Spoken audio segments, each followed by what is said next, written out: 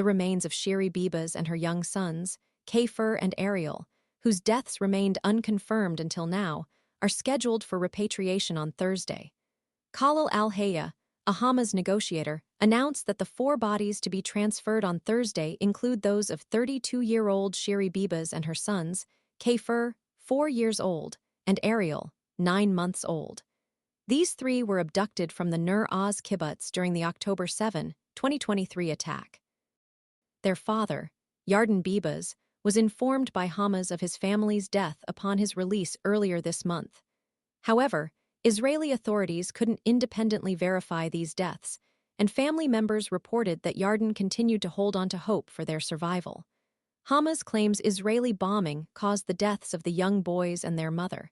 The upcoming release of 6 surviving hostages on Saturday marks a slight acceleration of the ceasefire agreement's first phase. The original plan called for their release in 2 groups of 3, with the final group scheduled for March 1st, coinciding with the commencement of the second phase. An additional 4 bodies are also slated for delivery next week, as per the established schedule. The Saturday hostage release was confirmed by Prime Minister Benjamin Netanyahu's office. In return, all remaining Palestinians designated for release from Israeli prisons in the first phase will be freed. Israeli media reports indicate that Israel will also permit the entry of several bulldozers and mobile homes into Gaza. These have been stationed on the Egyptian side of the border, awaiting the commencement of the massive reconstruction efforts needed in the devastated Palestinian territory. Israel's foreign minister, Gideon Saar, stated that Israeli negotiators in Doha will initiate discussions regarding the second phase of the ceasefire agreement this week. This contrasts with Netanyahu's previous reluctance, despite the agreement stipulating that second phase talks should have begun during the first week of February.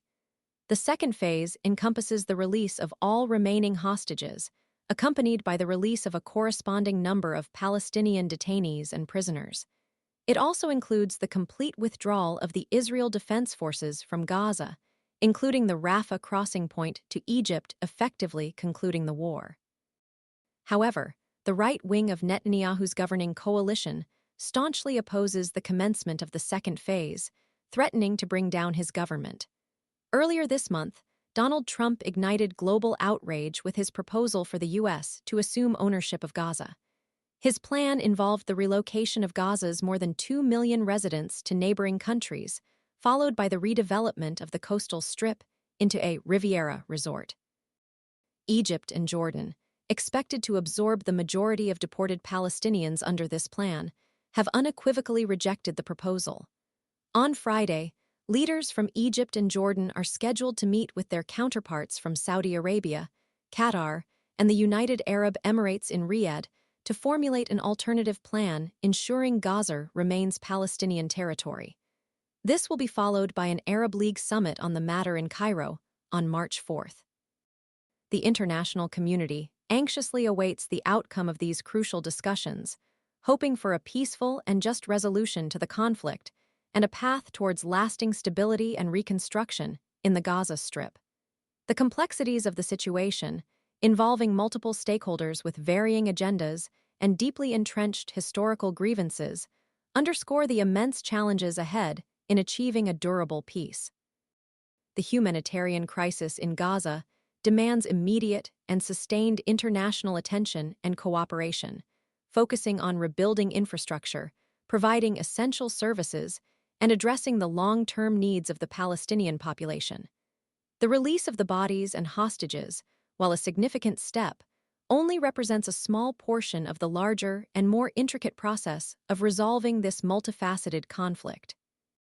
The future of Gaza and its people hangs precariously in the balance, dependent on the diplomatic efforts and political will of all involved parties.